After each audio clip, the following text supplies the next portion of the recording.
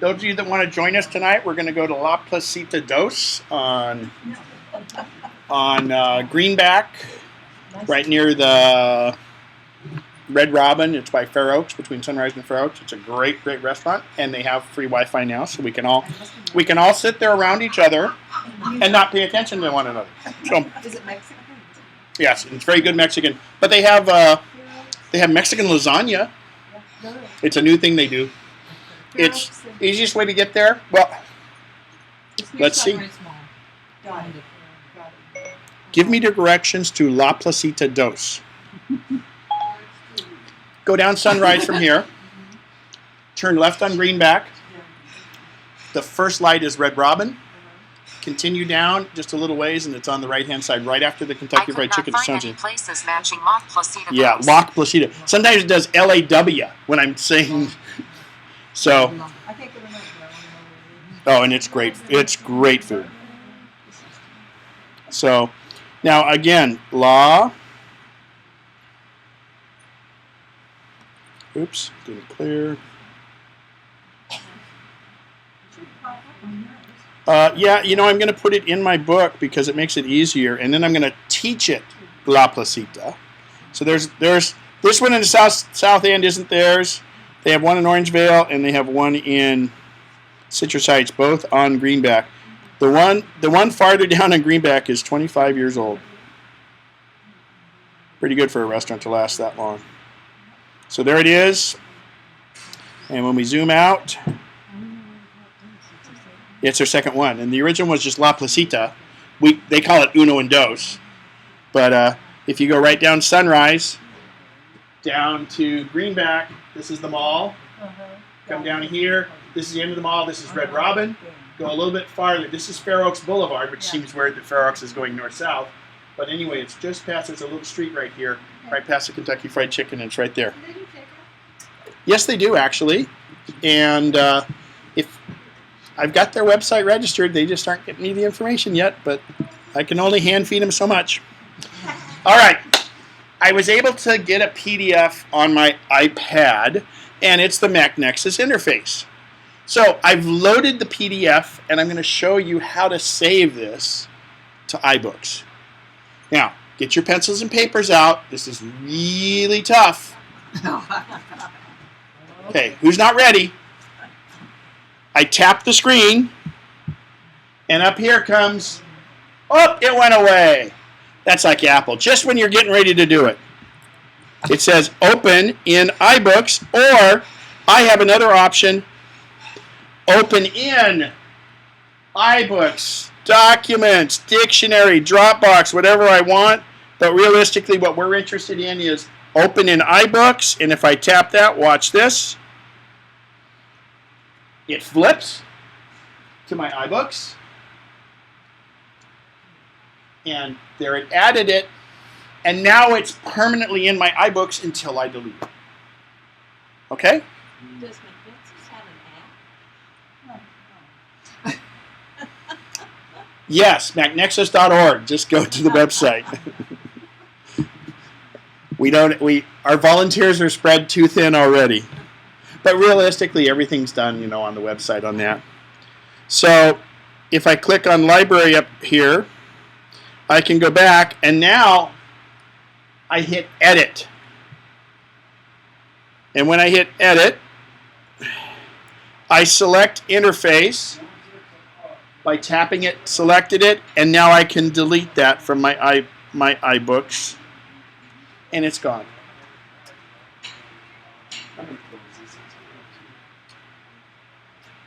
The big crowd is making too much noise. We're making too much noise for them. So where did you go first? Well, you have to download the interface. It has to be a PDF to do this. So when you guys get emailed the PDF, or if there's a link on the website, anytime it brings a PDF up on the screen, and I'll show you how you can tell it's a PDF. There it is. Now, well, I just know it was a PDF. If I tap up in the top, you'll notice the end of it says PDF.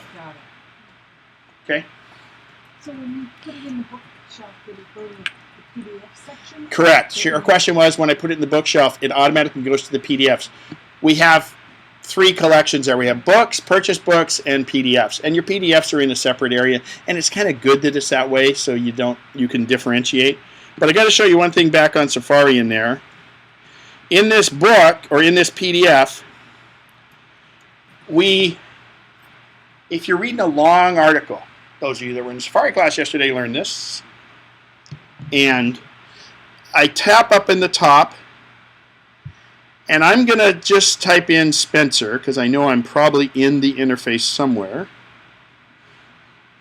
And you'll notice when I type Spencer, I could search the internet for Spencer, and if I scroll down in this document, I'm not in this document. Oh, there it is, and it highlights it. So if you're reading a long article, this happens in Safari and everything else, you're reading a long article and you want to say, where is dysentery, for instance?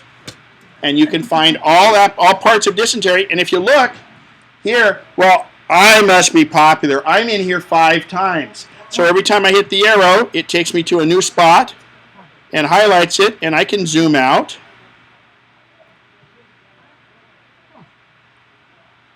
Okay? That's not just a PDF on the page. That's any Safari web page. Okay? A lot of times you read a lot of articles and things like that. So, I talked earlier about an app. It's Onavo, O-N-A-V-O. And it's an interesting little app that's not a lot is said about, and it's supposed to work behind the scenes. And what it actually does is it can reduce your data usage. In other words, instead of sending a big high-resolution picture of this, it'll try and make a smaller one. If you're up against data caps, you can try it.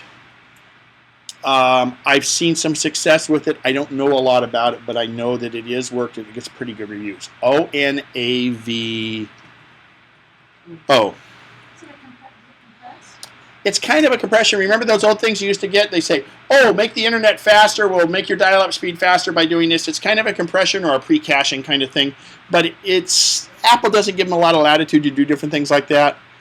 You'll use less data on the iPhone than you will on the iPad and things like that. But that's only if you're up against a data cap. And, data's not that expensive. Make sure you have plenty of room to move around with data. And remember, things will get more and more data intensive as we go along. Another app, WebMD. We're getting older, we don't heal as fast, and we wonder what's going to kill us. So WebMD is quite good. It's driven by ads and things like that. Another app I really like with my 89-year-old mom is Epocrates, and I'll pull it up. Launch Epocrates. It's a pill identifier.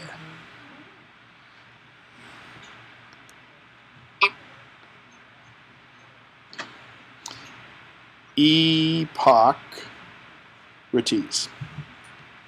Now, my mom had a pill that was there. We weren't sure what it was. So Epocrates. Later. Oh, downloading updates, 1 of 10. Oh, crap. Well, we'll let that go, and I'll talk about another app. Epocrates.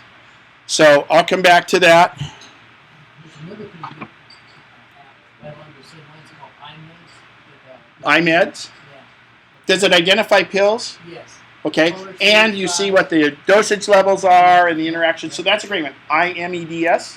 Yeah. Thank you. Al's great about, he found that TPE and I love it. And so, bounce these things off one another too, because we're all around people of like and similar interests. Otherwise, we wouldn't hang around them.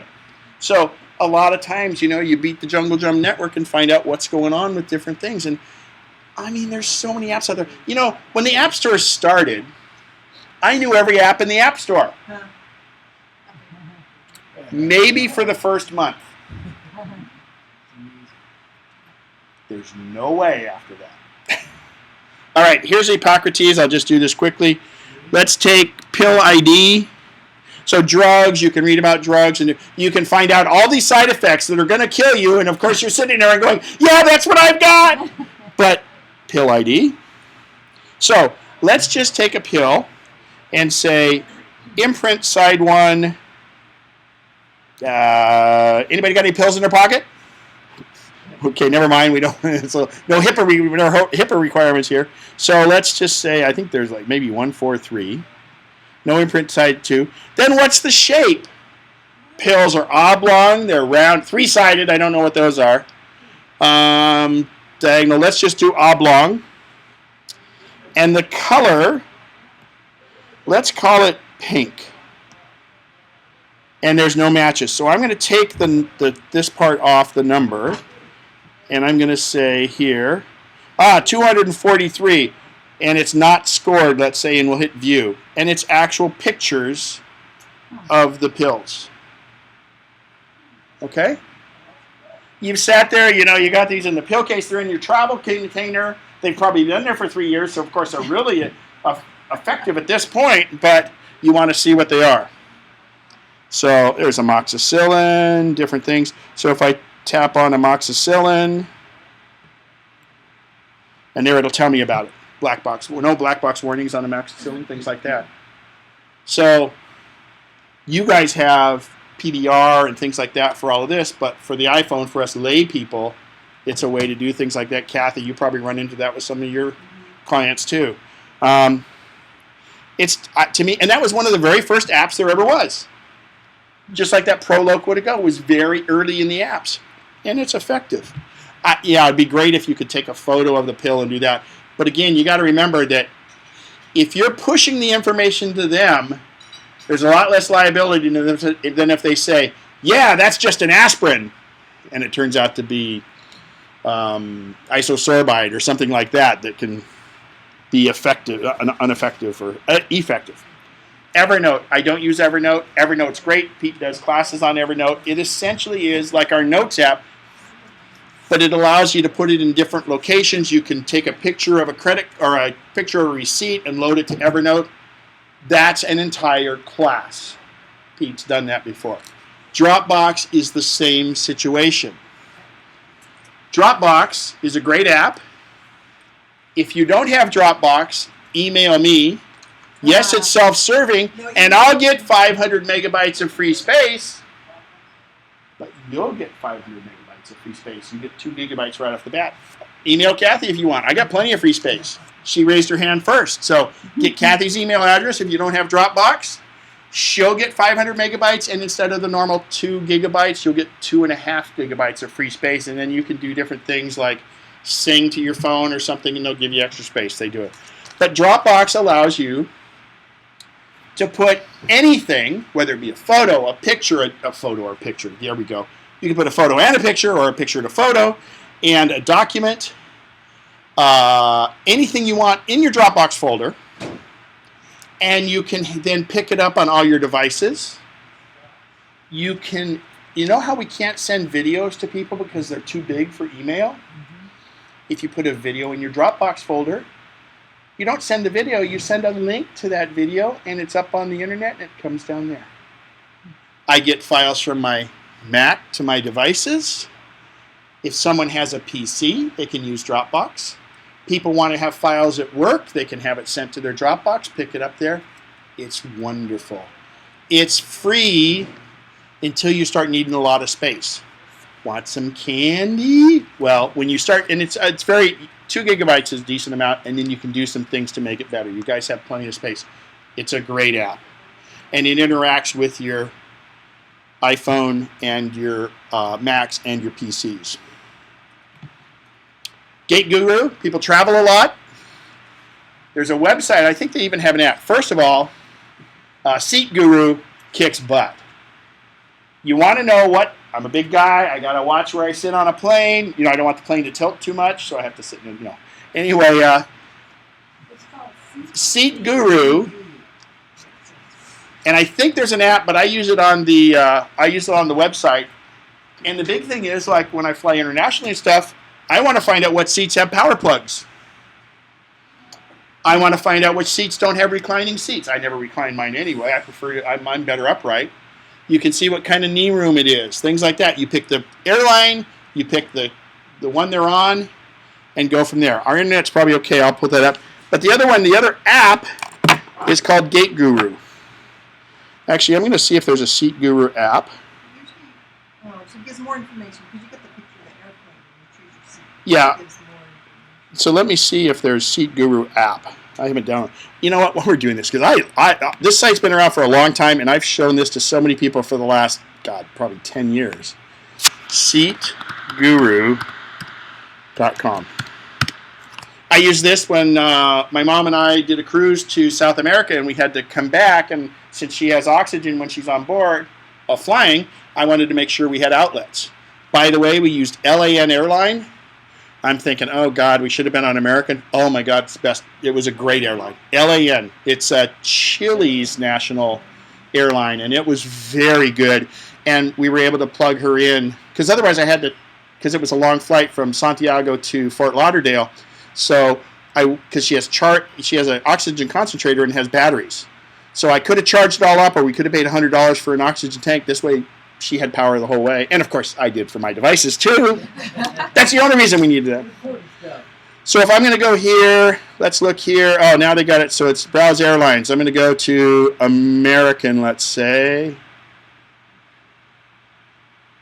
Yep, American. Oh, there's a pop-up. They're selling me something. Great sheets. Okay, that's okay. It's a free site. They've changed this interface a little since I've been here. Let's just say a Boeing 767. And it gives us a picture of the fuselage. Now, the other neat thing is some airlines, those airlines that you pay to have reserved seats on, and of course this seat costs more than this seat and things like that, they have a fuselage layout and they show you what's available. So if I go to Seat Guru with whatever plane I'm on and go down here and I say, oh, what's wrong with this seat? Angle light. Oh, that's cool. It's an angle light. Oh, it's a first class seat that's missing a window. Okay, well, let's forget that. Let's go back here where the peasants are. So this seat is standard exit row. So no power, but shared TV. No power, shared TV, but it's a exit row seat which has more leg room. So then these are cautions back here because the proximity to the lavatory usually. Here, they might not recline, proximity to the lavatory. So this one's not very much because it's a newer airline, or newer airplane. But it really gives you a lot of tools to find out where that seat is. And of course, on Southwest, it's just get there early. Yeah. So that's SeatGuru.com. But the app, GateGuru.com, gives you information about the airports. Where are the best restaurants in different terminals? How long it takes to get from one terminal to another. You have that gate, you got that connection. I'm running late. Oh my gosh, how fast am I going to have to run? iHeartRadio. KFBK, 650. Many of the radio stations, any clear channel radio station has iHeartRadio. I really like listening to Tom Sullivan in the afternoon. So I turn on iHeartRadio if I'm out and about. Now it's live, so I don't get to skip commercials because it's listening to it live. It's the same as having a radio station. But I keep it on here. I go into Home Depot, and I continue to listen to Tom Sullivan when I was listening to it in the car. I listen to it where I go. iHeartRadio, and there's some other great ones on that. And this is Real Radio, where iTunes Radio is make your own radio station. Shazam. Shazam has been around for a while. So let me do this. I'm going to just play a song. Yep. I'll tell you why it's that in a second. Launch Shazam. So, here, Keiku Matsui.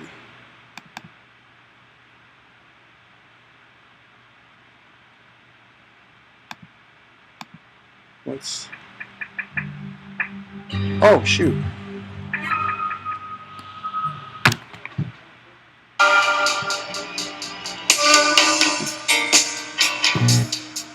Okay, hang on here. I gotta redo this. Oh, I need to unplug it from the microphone. My fault.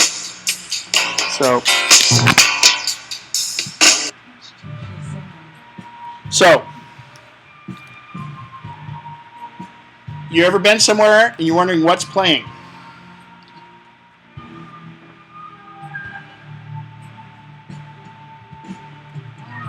Nope. That's an ad.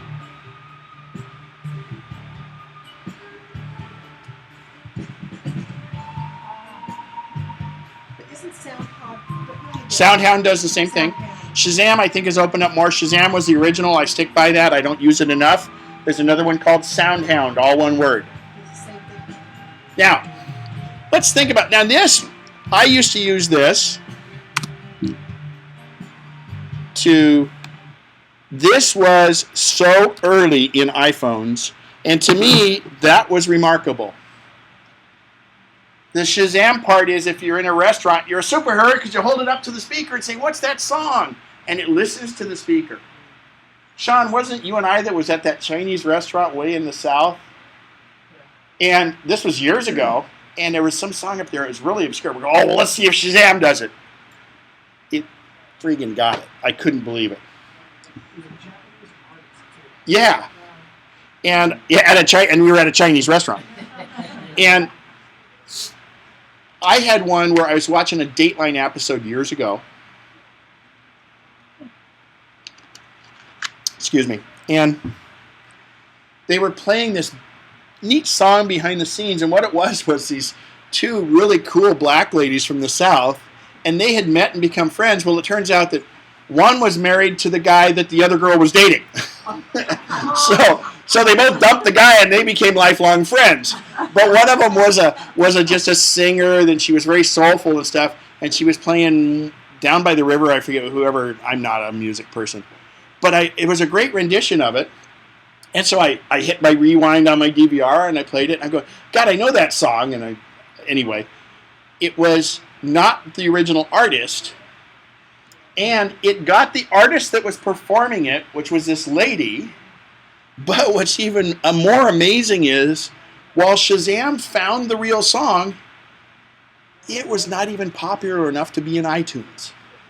And iTunes has a ton of songs. So how does Shazam work? Just like Siri. And Shazam was one of the very first apps out there. It listens to the music for up to 20 seconds and sends that little snippet of recording to the Shazam supercomputer and says, "Oh, that sounds like this little snippet of music."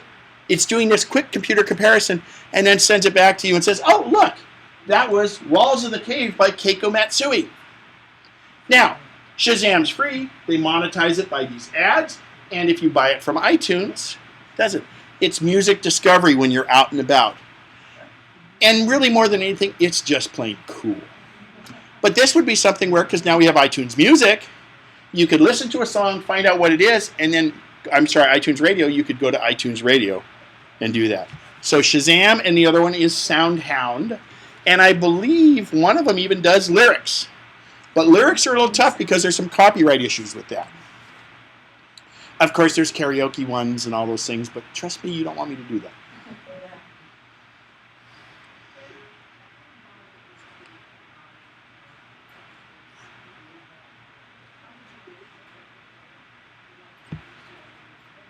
Oh, so I go up to the top like I'm going to enter a web page. Here, let's get iTunes out of the way so we can see better.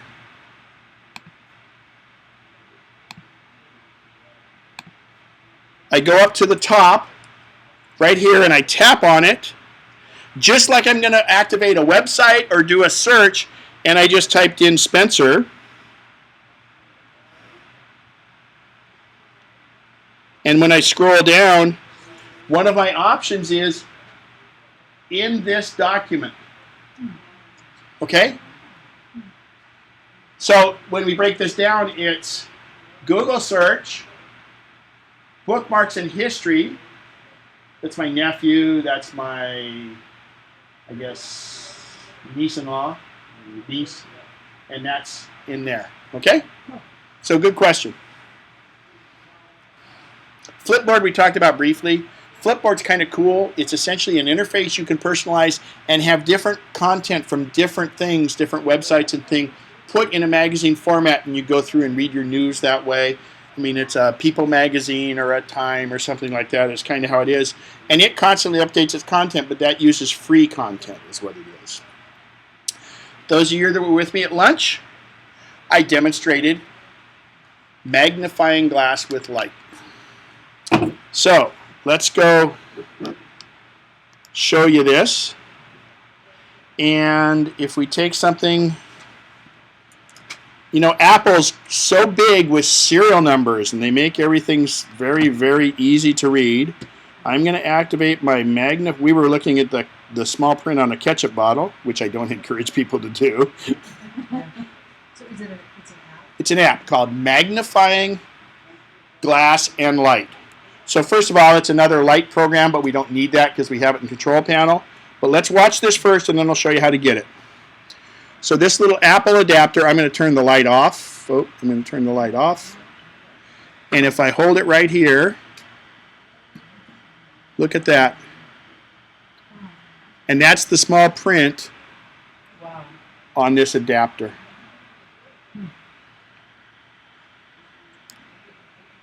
And I'm in challenging light situation here too, by the way, because it's not real bright.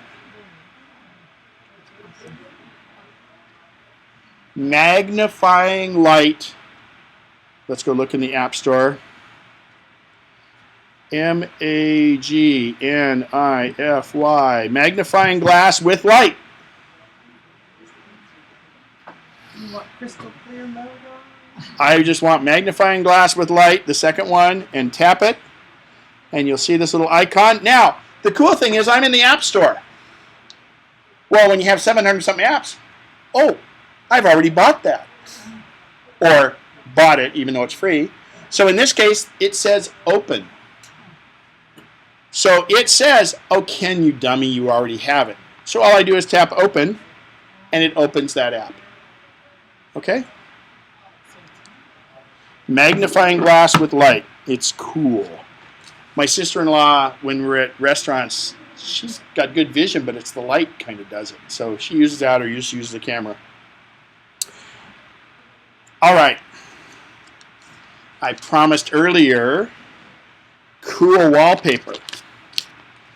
And I just happened to find this. Well, first of all, everybody has iOS 7. So go to your home screen. And it won't show on the camera here or on the screen, but if you move your phone or your iPad around, the background image moves slightly. So let's see if it shows up. No, it won't do it on the screen. But if you're not seeing that, I'll come around and show it to you on my screen. So, are you seeing a little bit of movement with what's behind it? There is. Look this way. You're kind of see how it changes. It looks like it's just barely. Well, I'll show you mine. So, see how the trees just barely move behind. There's certain screens that make it more. We have waves, it's a little harder. See, we're moving a little. Let me show my phone now. You getting it all? So what it is, it uses layers. If you have a dull background, it won't do it, but I'm going to show you how to get some cool backgrounds. So what this has done is iOS 7 has created layers. And what it's doing is it's kind of like you're looking here, and when you look behind the apps, the trees are moving back there. And that's really cool, but it's no big deal. But it made me go out and want to get some nice screensavers.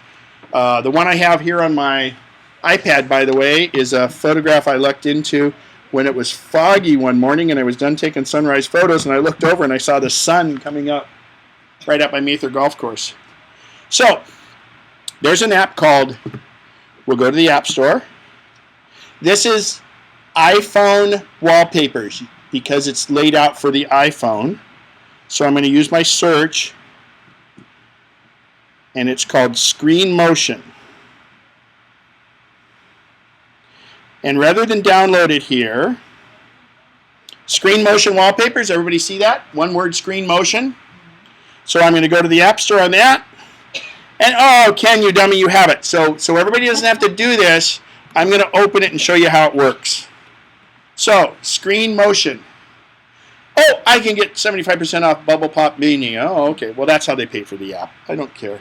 So, you just keep scrolling down. Don't do it, but you'll keep filling in. These are super high resolution photos that work well with this parallax effect. But remember, that doesn't really move. The accelerometer uses it. So we'll go down here and we'll just find one that might have some good movement in here. I love this beach one right here. So I tap on that one. Okay? If I like that one, the app was free, I tap our action arrow, and you notice instead of pointing up like it was in Safari, the arrow is pointing down, and it says, download this app. So I tap that, and it downloaded. Oh, and now I get a ad. But where'd it go? That is now in my camera roll. So if I tap Photos, and I go to Camera Roll, there's the one I just downloaded. Right? Now, watch what happens when I tap that arrow. I can use it as wallpaper. And when I say use as wallpaper, I can move and scale it. I can, move it in and out. I can move it around, whatever I want to do. And when I hit set, do I want to set the lock screen, which is the main home screen, or the home screen, or both? And I'll just say both. And now my iPhone has that as the home screen. Oop, wrong finger.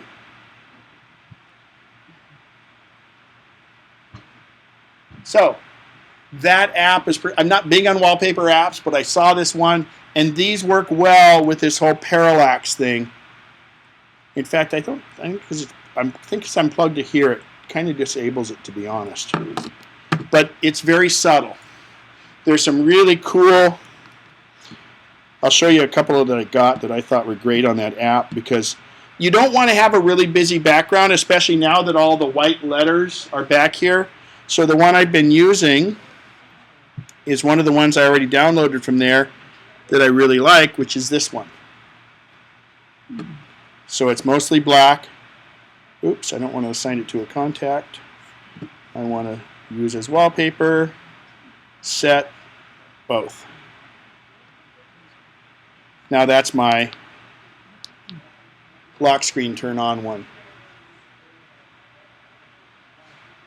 Okay, so that's that screen motion wallpapers. There's a new app I just found I'm not using yet. Does anybody here have to do contracts like tenant agreements, any of that other stuff? If you're interested, it's called Shake, and I think it's more like Shake. You can custom build a contract in there. It's free, and it's to whatever state you have. There might be in-app purchases or not, but I just happened to when I was looking at other stuff, found it. SHKE. Yeah, it might be. Of course, your commercial ones are a little more important, but yeah, it's just like shaking hands. Or I'm shaking, I don't want to sign the contract. I don't know. Now, I want to know who here has what TV service. Sure West? Okay. Wave Broadband over in West Sac. AT&T Uverse. Comcast. Dish Network. Do you have the Hopper? The new Hopper, or just a regular DVR? You have a recorder? Not the new Hopper, okay. And DirecTV? You have all three? You have Direct? Okay. So, other than Sure West, the majority of these TV companies have apps now. How many were Comcast? The Comcast app. If you want to record something tonight, you could go get the Xfinity TV app. I'll show you. Yeah, what's really funny is you could, if you had somebody home, you could change channels from here and screw up whoever watching your TV, but you know. So, Xfinity TV remote. I can go through here, and this is the same for Dish Network. This is the same for AT&T Uverse. They all have their own apps. And let's say here, the Big Bang Theory. If I press on that, I can say, oh, there it is. I can search for upcoming ones. And if I press record, it'll say, do I want to record it once or record the series? But mine says it won't support it. I think you can do it with Sure West, but it's kind of complicated. Is You it? don't have an app. You have to go, you have to use Safari and. Oh, so they have a web interface for it. So, yeah. Yeah, you know, the Maybe now that Consolidated bottom, maybe they'll go into that. I don't know. wait for HBO. If you guys are trying to decide who to use, Comcast has the best internet, and Dish Network has the kick-butt TV service. It's the least amount of money, and they have a thing called the Hoppa. You've seen the movie, or the ads, the Hoppa. Jesse and Angie just moved up to Selma, Oregon. They couldn't get cable or anything else, so they got the Hopper. And the Hopper's so cool because it'll record all your primetime shows for you if you want. When you play them back, it'll skip commercials. And it'll still have other 2 tuners available. Ongoing, the price is very good. But the other cool thing is I can go to the app. Oh, gee, let's see. Let's go see what their TV's on. Let's change their channel for them. No, actually, I have theirs logged into here. But you can watch certain pros with Comcast. I can watch some of my on-demand shows from my iPad or my iPhone even if I'm not at home. You can do that with AT&T Uverse. You can do that with Dish Network, or Direct and Dish. But they have a thing added on called a Slingbox. The Slingbox, as long as it's connected to the internet, I could log into the Slingbox and watch live TV remotely. And it really is a great service. And they probably have the least expensive. You know, you get $20 off a year for the first year, and then it goes up after that. But you have a 2-year commitment because of the equipment. So that's Dish Network. Their app is called Dish Anywhere. You're on Comcast, right? So the Xfinity app, but you maybe, now do you have a recorder, a DVR? See, it says it won't support it. Well, when you get home, send me the model number of your box, and if not, they need to upgrade it because they're really doing some things. Xfinity has this new X1 box that's pretty cool, but they will only get it to you if you do triple play. You know, but Comcast still has the best internet. Do So you want AT&T Uverse or AT&T for iPad? I think you want AT&T Uverse if you want your TV. AT&T iPad may be account management kind of things. So the other thing is there's other TV apps, quote unquote. There's Hulu Plus. You can go, you pay $8 a month, and you get to see current TV shows 3 or 4 episodes back. If you want to see previous seasons, you can use Amazon Prime. Anybody here an Amazon Prime member? Do you know you can get free movies? Yeah, from the TV. Well, from a smart box, yeah, Amazon Prime gives you free movies on your device or your smart box there. Just like Netflix, which is you can see last year's TV shows and previous years and movies.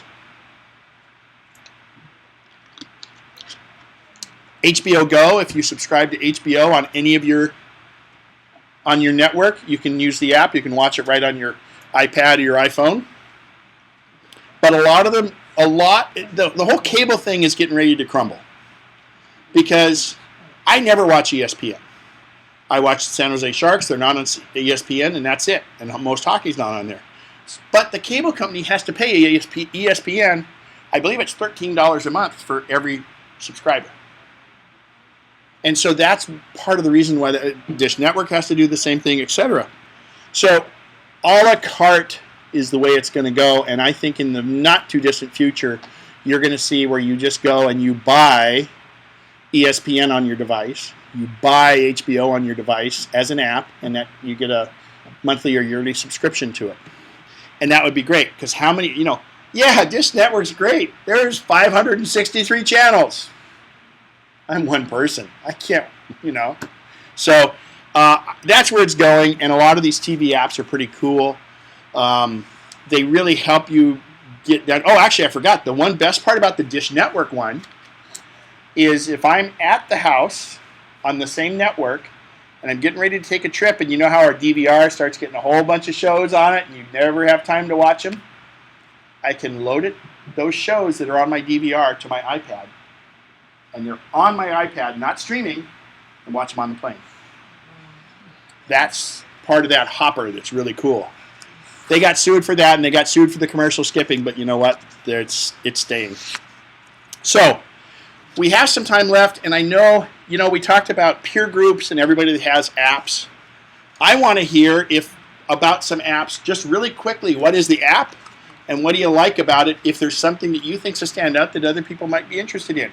A lot of you are into a lot of different things like this, and I'm not. So anybody got any? Al, you always have some great ones. You got?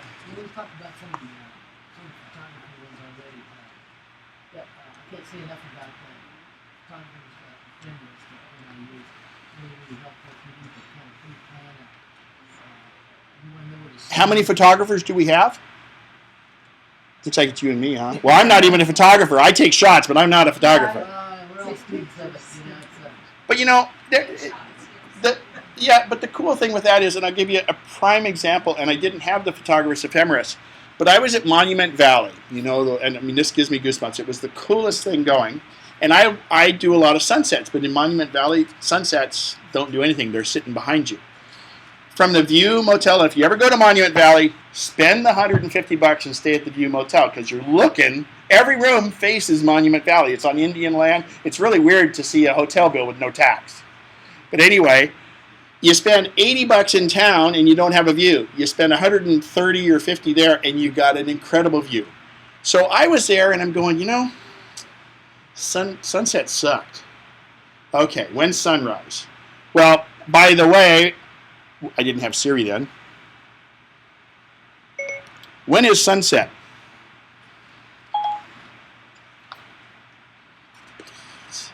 Please. Anyway, she'll tell me when sunset is. Or I can't ask what time is sunrise tomorrow, but she'll tell me when sunrise was today. Anyway, and I have these apps. But I had this app, Sun GPS, and I saw that. I'm really sorry about this. I saw that sunrise was going to be at, it was like 6 something. This was April 1st I was there. And sunrise was going to be at 6:30 or something like that. So I said, okay, good. I'll set my alarm for earlier. And then I said, you know what? When is moonrise? And I got this app called Moon, and I looked it up. Oh my God, moon rises an hour before the sun. And obviously they come from the same place because the Earth's rotating, right? It's not that they move, we move. So I said, So I decided to get up at like 5, and I'm looking out, and sure enough, I start to see, and it's a perfectly clear out. Stars, the mittens. I get to an area where there's very little light, and I get to see the moon rise above one of the mittens like that. And I took some shots of it. Actually, they're on my other iPhoto library. I'd show them.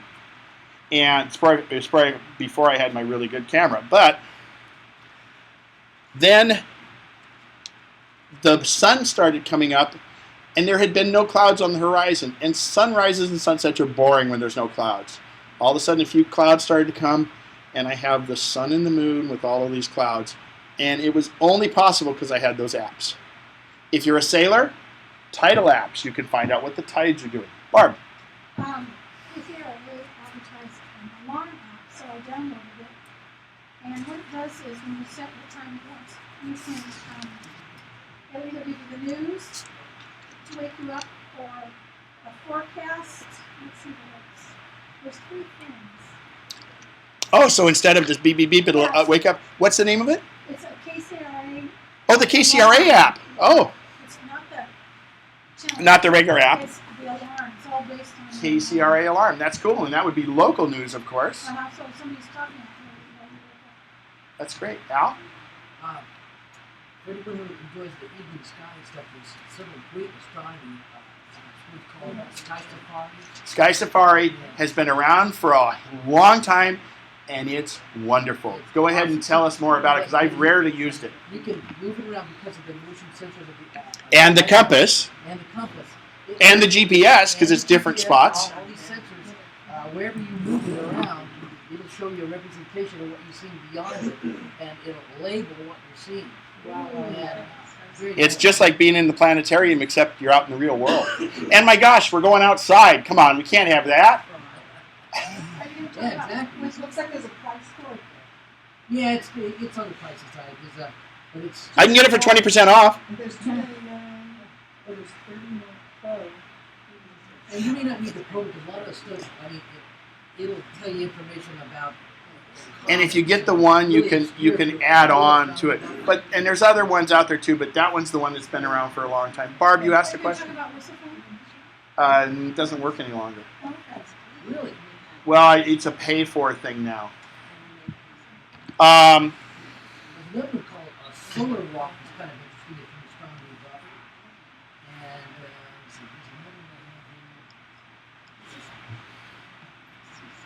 That's called HD solar system. It tells you about the planets. Very detailed stuff. Really strong. Very cool. Graphics are just superlative. A lot of fun. Yelp is what Apple uses to search for restaurants and give restaurant reviews. But it's nice to have the Yelp app itself because, I'm a taker on all this stuff, and I need to start doing more reviews and pictures of the plates and things like that because Yelp is fantastic. When my mom used to spend the winters in Arizona, we were looking around we wanted to go have a good Chinese food. And Chinese food, you got to go to some place that's been recommended because it can be a little iffy. Kind of like the place where Sean and I did Shazam that time was a little iffy. It wasn't bad, but it turned out great. But there was one, the closest Chinese restaurant to our house got great Yelp reviews, and we went there, and it was fantastic. So, Yelp has this really neat thing, so you can search by restaurants, and people rate it. And I'd rather depend on the crowd rather than some guy from Fedor's or Michelin or whatever giving reviews, because the crowd will usually have better opinions. And again, throw out the tops, throw out the lows, and read the real reviews in the middle. But this has a pretty neat thing called Monocle. This was one of the very first virtual reality or augmented reality kind of apps. And watch this when I press Monocle. It turns on my camera, and it knows where I'm located. And when I go over here, there's a thing called Bacon. And, there's more restaurants over this way. Hang on. See my little circle? They disappeared. There's, Bacon. Boy, Bacon's all over the place. There's El Parian Taqueria. So it's rotating with me and showing me where nearby restaurants are. So then I could just pick one of them, and that's right in Yelp. And let's hit Boxing Donkey Irish Pub. Okay, let's tap that. So I tap Boxing Donkey Irish Pub, and of course right next to it is Jumping Monkeys. So it's taking a little bit to load. Again, there's something about our internet's got really slow later. Barb, go ahead while that's loading. Okay, Gail did this one. It's Target, and if you she buys your medication there, and they always move stuff around. You can't find it on the shelves. You can scan it, and then it'll come up and it'll tell you what Target and put in which Target, and then it'll tell you what aisles it's on and which shelf it's on. So wow, that's fantastic, and that's great. Again, especially because they move them all the time. And you know what's funny, like with the Bel Air and places like that, you can build shopping lists. Like with my mom, she could build a shopping list and have somebody go get the stuff for her. Depot does that also. Yep. And Lowe's has an iPhone app that's pretty good. So we're letting Boxing Donkey load. We'll do that.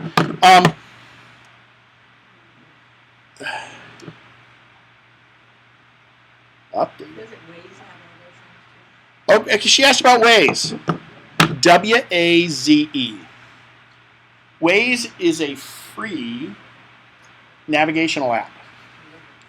And how Waze came into being was, remember when we had Carmageddon, when 405 in the south was being closed for a week or so, and people said, oh my God, life as we know it's going to cease to exist. Because that's LA people for you.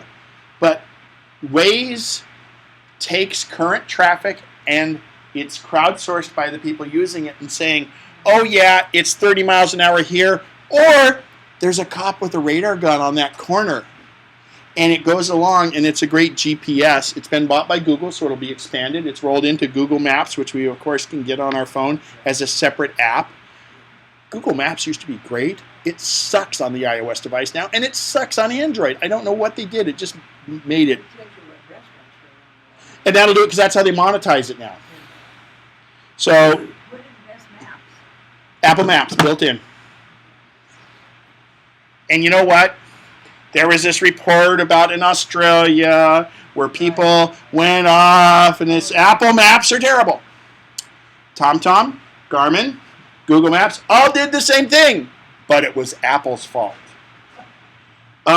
It's funny, where I go take my photographs sometimes is out by Mather Golf Course, and Zinfandel comes through, and right after Mather Golf Course, the pavement ends 700 feet from there.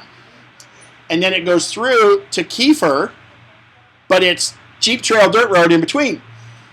So you can tell who's using their GPS while I'm out there setting up. I got the tripod up there. I'm taking sunset, and I hear this car go, and they're going real fast, and then all of a sudden, boom, boom, boom, boom, boom, and they didn't realize the pavement ends because the GPS says to go this way, and it's taking them on the dirt road like this. So they're not all perfect. Apple's Maps, you can correct it and tell it, and they do have people working on it. But you know what? There's so bloody much data, it's hard that they can keep up with what it is. Uh-huh.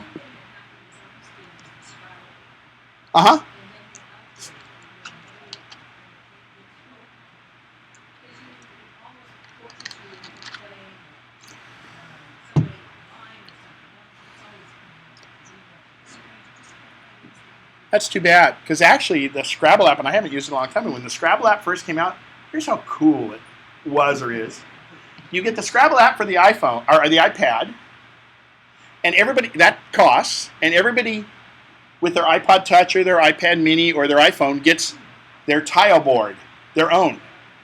And you flick the tiles, when it's your turn, you flick it up to the board and move them where you want, and when you say done, the board rotates to the next player. But now it's not. All right. Well, I guess you're stuck with Words with Friends on a Southwest Airlines flight right after the door shuts. So that's too bad, because that was pretty early that came out. It was pretty cool. Any other good apps? Al? In the construction industry, sometimes you're compelled to participate in a lot of meetings with a lot of people who their time is it's expensive, but they want to lollygag on and on about inconsequential things. And so there's an amount. I found this app, and you plug in what everyone makes per hour, and you. How much it's costing him to be there? And I set that thing as meeting starts, and when it's over, I plop it down and says, "This how much this meeting costs." And so it tends to shorten the amount of time you get down to the essentials of what's important and move on. And it's called Meet Time. There's several apps out there, but I like the interface of that one the most. If time is money, it's there to stare you in the face and I think that's great. Or you put the little clock there. Great, man. Does anybody else need to do invoicing for different things? I love a thing, Invoice to Go. I have a own little custom invoice now, and it sends it out, and it's got all it. It links it to PayPal and do it, and it was very inexpensive. I got to try it for free. I could do up to 3 invoices at a time. So me, Mr. Cheap, right? Even though I get it for 20% off, I kept deleting an invoice, and then I had a new invoice, and then I do an invoice for somebody else. But now I just paid the $9 and bought the whole thing, and it's really cool. Now, what we use here is Square to ring your credit card. Square can also take cash payments, and it's just to document it, and you can take non-present cards, which means you can do it over the phone. it's a slightly higher rate. But what Square did, and I was a beta tester on it from the very beginning, not the very beginning, I was in the second wave of beta testing. And as a retailer, when I used to have a retail shop, we would pay a $30 per month minimum fee. Didn't matter how many credit card transactions we did. That was our base. So if I had $30 worth of fees, then it's a break even. I'm still paying $30. If I had $50, not transactions, but my fees, it's called the discount. In other words, when you ring a credit card, the retailer pays anywhere from 1.5% to 5% to the credit card processor. Well, Square, the guy who founded Square was the co-founder of Twitter, Jack Dorsey. You've probably seen him on 60 Minutes and stuff. He and Elon Musk are the new brilliant guys from Silicon Valley. He said, let's change this model. And he got agreements for us to be able to swipe a credit card for 2.75% with no transaction fee, including American Express. Because the big deal is with now is, if you use a card that has very high rewards and mileage and everything else, most retailers have to pay a higher rate in what's called their discount. Square was able to get it at a flat 2.75%, and if you don't have the card present and I have to enter it in without your card, it's 3.25% plus actually no transaction fee now. It used to be 15-cent transaction. And the only reason there's a higher rate on that, there always has been, there's a little greater likelihood of fraud, so that's what they do is they kind of insure it. They don't surcharge everybody.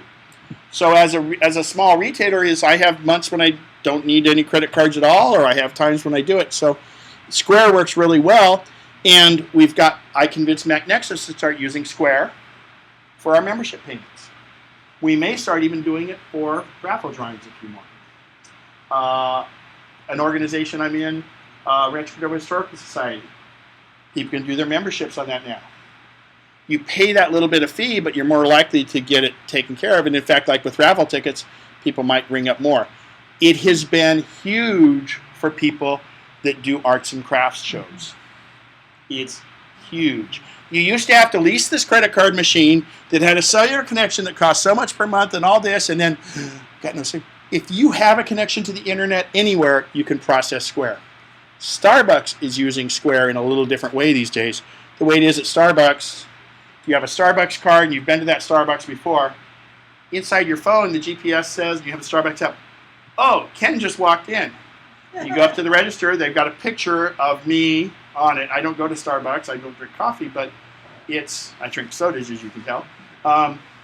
Picture of me, and they'll say, oh, do you want what you normally have, or you want this? And they tap my thing, and it immediately goes against my Starbucks card or the credit card I have on file. It's the total democratization of this. Now, this brings up the last two things I'm going to go with. We all know that Apple passwords, all passwords were in password hell. It's the call I get all the time. I'm pretty good at remembering passwords. I have clients call me and go, Ken's what my password. I'm cursed by eidetic memory. And unfortunately, I can't remember everybody's password for you. So please, either write them on that page that I had or do something with them. But we're going to get that cured fairly soon with Keychain in the cloud. Keychain, the way I describe Keychain is, if you own an apartment complex, every apartment has its own key. And down in the manager's office is this box where all the keys are in. And that box, the manager's the only one that has a key to it. So all our passwords are stored in our keychain. And on our Mac, it's there. And there's a new thing in iOS I have to show you. This is so cool. When I go to settings, hopefully I can find it again. This was not mentioned anywhere. Don't download, install, 702 is out. Privacy. Oh, no, what it is, you don't have to go here. In Safari, in my settings in Safari, I can now go down here and passwords and autofill. And I go down here and I say saved passwords. They're not showing up yet, right? So if I tap and I say, I want to know, I'm not going to show you I don't know what Aptilla Networks is, so I'll tap that, so I don't care if you see it. I enter my passcode. And there's my password at that website. So keychain is a fun. Keychain has always been on our iOS device, but now we can actually go in and see what the password is if we forget what it is. Don't go edit it. Let the thing do it. The best part about Keychain is if for some reason you change your password and you go to the site and you re-enter it, it'll remember it. But this is the key to Keychain in the cloud. Keychain in the cloud will take that, and if I've gone to Bob and Joe's Burgers for online ordering on my iPad, it will fill it in if I ever go there on my iPhone or on my Mac. And one step beyond that is, with Keychain in the cloud, it will make up long, super secure passwords. I don't have to remember it, but it will fill it in for me every time.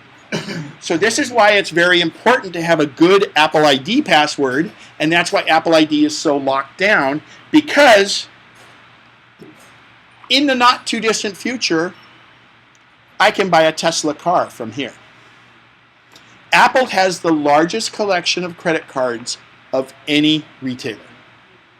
And they can start, we can go into this. Now, I don't know if you're aware, but with the Apple Store app on your iPhone, I can pull it up.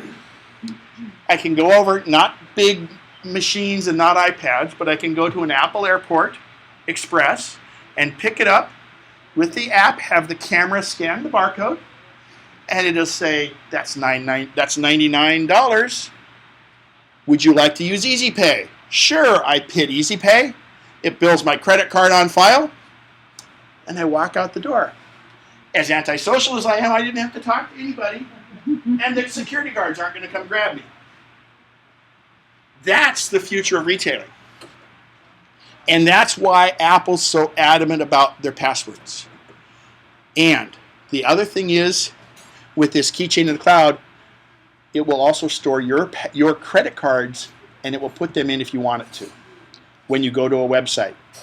And the cool thing is that's totally secure to the website. But then those places, Bob's Burgers, I don't want them to store my credit card. So it's really cool. You don't have to then write your passwords down a bunch of places. Just don't forget your Apple ID password. But what happens if my phone gets lost or stolen? They have access to all this, don't they? Not really. The newest thing is verification lock. So I'm going to go to, so built in, forget the screen here a second, I'm just setting this up. In verification lock, what happens is that, I don't know if you've heard this thing they call apple picking in the tough neighborhoods. Oops. In the tough neighborhoods, they walk by Right. and pick your apple. I'm a pretty big guy. I know in Arizona when I was on their little equivalent to like BART, it was pretty clean and everything, but I made sure my iPhone wasn't out and visible. It's $650 to replace that phone. But does anybody remember the car stereos that had the removable faceplates? Sure. Car stereo thefts went down because you couldn't go buy a faceplate. They could rip that out of your dash. In fact, usually there was more damage to the dash than the price of the damn stereo, and of course the window that they broke getting in. This thing called verification lock. If I've lost my phone, I can lock it down, and what thieves have been doing in the meantime is they pick it, they shut it off immediately, or go turn off Find My iPhone. Now, if they go to shut it off, you have to enter your passcode on your phone. So they can't. And if they do shut it off and you reopen it, you sometimes are required to put in an Apple ID. You can make it so that if it shows up and it's asked for the Apple ID, no one can get into that phone. They can't reset it. They can't take it to Apple and have them reset it. That phone has now zero value from the guy selling them inside his jacket. the phone has no value because they cannot get it activated. So, the smart criminals are going to stop stealing them. The dumb criminals are going to steal them, and they can't do anything with them. But the in-between smart criminals are going to steal them and sell them on Craigslist to people that don't know about activation lock. So I really think in the not too distant future, you're going to see Apple not necessarily advertise it, but get it out there. The chiefs of police, this is a huge, huge problem in San Francisco and New York. And they're putting out, in fact, it's so prominent. In New York, while people were in line waiting for their iPhone 5S, NYPD was telling everybody, update to iOS7 because of verification lock. They're doing the marketing for Apple. Now, I'm sure Google will come with Android very soon behind, and that's great. Because if iPhone theft goes down, it's going to be better for all of us. Now, if you need to sell your phone like I do to make money on my phone every year, all it requires is you to enter your Apple ID, shut down your phone, and hit erase phone. But it requires you to put in that information. The last step of that is the new iPhone 5S with a fingerprint reader. We've got 4 minutes left, and I'm going to have this learn one of my fingers. Actually, first, we're here on this website here, Find My iPhone. This is where I can find all my Apple devices. Oop. And it's locating my devices. And if I go find a phone and it's lost, now remember, I have mine on mute right now, so the ringer won't ring, right? It's showing, oh, I have a bunch of Apple devices there. So what device do I want to locate? I want it to be, mine's named iPhone 4. Unfortunately, I got to change it. It's really a 5S. So I'm going to click that, and I can say lost mode, which means I could lock this phone down so nobody can get in it. I can erase the phone, but you don't want to erase the phone because then it loses everything and you can't track it. But if I place, so how many times? Well, is it in the sofa cushion? Is it in the other car? Where the hell is it? I try to call my phone, but it's on silent. It's on silent, remember? Plays for up to 2 minutes, and if not, I hit again. I hit it to do it again. So, that came up on my phone, I just said, okay. I had one client, we were doing some other stuff, and she says, yeah, I lost my iPhone. Well, let's Find My iPhone. Luckily, she had it activated. And we went out, and it says, well, it's here, but it looked like it was in her driveway. So sure enough, we go out, and I've got it on my iPad, and I'm hitting it, and it's in the car. So she's in on the driver's side, I'm in here, and I say, I think it's on your side. She goes, no, I think it's on your side. And we're looking around. It had dropped between the seat and the console on the driver's side, and it was so far down there, you would have never found it. When I did find my iPhone, notice up here, it shows me the battery level of the phone. Hers was at 3%. I got it back into the house. By the time we plugged it into the computer to charge it, it had died. So thank goodness I got there when I did. Wow. They probably wouldn't have found that phone for a while.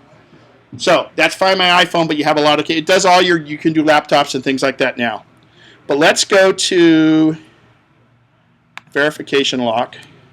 Make sure I'm in. Good. All right. So I've set my iPhone for 2 of my fingers. God, I did it on initial setup, so let me go find this. I've waited for you guys to do my other finger, and I think it's in privacy. Nope. So was it the lost mode? General. Lost mode is what will lock it. It's in general, passcode and fingerprint.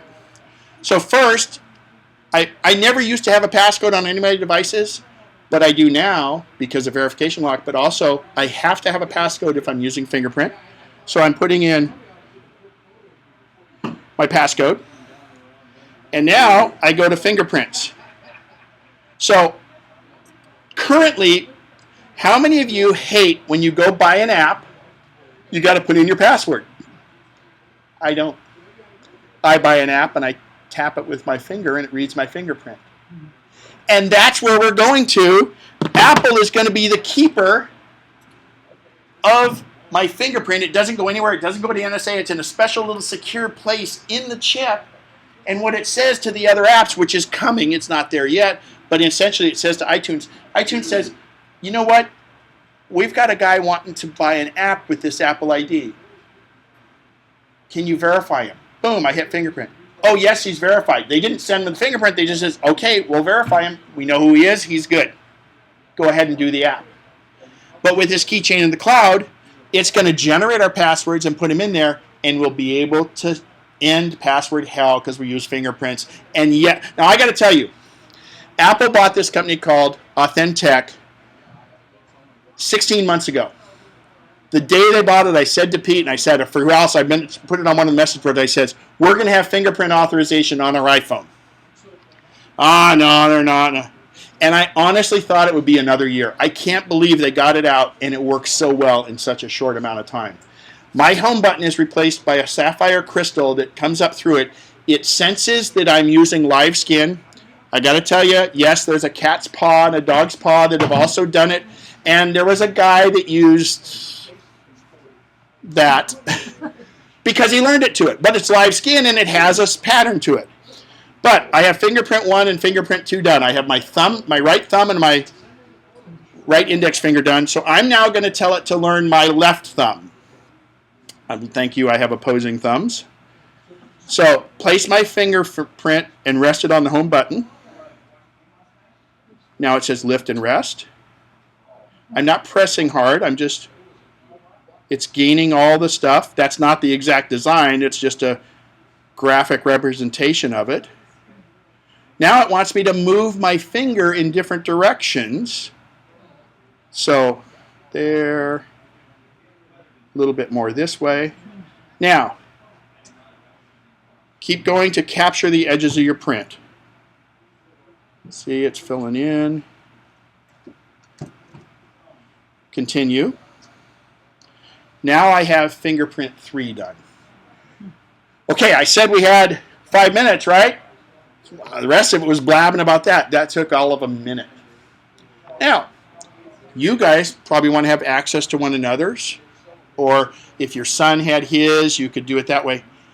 It stores up to 5 different fingers, but it doesn't have to be yours. Okay? You could do your cat, you could do your dog. So this is in place of having to enter the Apple ID password. So when I lock my phone, before it was these 2, now it's been my other thumb. So I activate it and hold it here. Oops. Oh, you know what? I may have to restart it. There it goes. I just touched it. I didn't click. I touched it with my new thumb. Same as my old thumb. Boom. It's unlocked. I go buy something from my iTunes store. I press and hold. There's nothing more secure. Well, there's very little more secure than your fingerprint. It senses live scan, and the big thing is it's stored in a secure spot inside the phone. This is why if you're going to buy a new iPhone, buy the 5S and not the 5C. The 5C comes in pretty colors. The 5C is exactly what the 5 was. It's a really great phone, but your phone is going to be for sale 2 years from now after your contract is up. The $100 more you spend for the 5S, you will get back when you resell your phone. So I can't speak highly enough about it. It's really, it's great. It's put passwords on there. Now, I got to tell you, I'm able to upgrade every year because my mom and I are in a family plan. I switch back and forth. So I only get the new phone because of you guys, because I have to be able to show it. And I really thank you for that. So, What's the best site to sell your phone on? the best, now see, here's the deal. Now everybody's got new phones, so everybody's selling them, and it's like a market.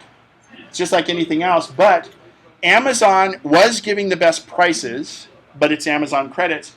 But for ease, Gazelle.com, Gazelle. But you know what? Apple will give you money for your phone now. They've started that. Apple, Radio Shack, Target, all of these places will give you money for your phone. And I sold my old iPhone for $100 more than I got the new one for. Because people want to buy them off contract, and those 44 million people on China Mobile that can't get the iPhone yet want to be able to use them. So, but because I upgrade every year, I can get more money for my phone than I buy the new one for. But I've had a lot of people look at their 4S. 2 weeks ago, they were able to get $130, $140 for a 4S. 200? Yeah. So with Gazelle, if you're thinking about it, lock in the price on Gazelle. You don't have to do it. You've got 30 days. Actually, they said till October 31st. They'll send you a box. This is how tough it is. You sign up. And I'm not endorsing them. There's other ones like it, but they're the easiest and they're the biggest name. They send you a box. Oh, it says put phone here. Put the phone. Take pictures of your phone first. You have a new phone. Take great pictures with it. Take pictures of your phone. Record your serial number. Put it in the box. Send it to Gazelle. They'll look at it. They'll say, okay, it's what you said it was. It works. They send you a check, or they send you 5% more if you decide to get Amazon credit. iPads do not retain the same value because there's no contract involved with iPads, so therefore they're just kind of, you sell them a year or two later for half of what you got them for. But remember, you got them without contracts. Everybody's welcome to come to La Placita. I'm open to any questions while we're shutting down, so please fire away. Thank you very much. We went through a ton, and I know it's like, oh, I'll stop the recording. Yeah.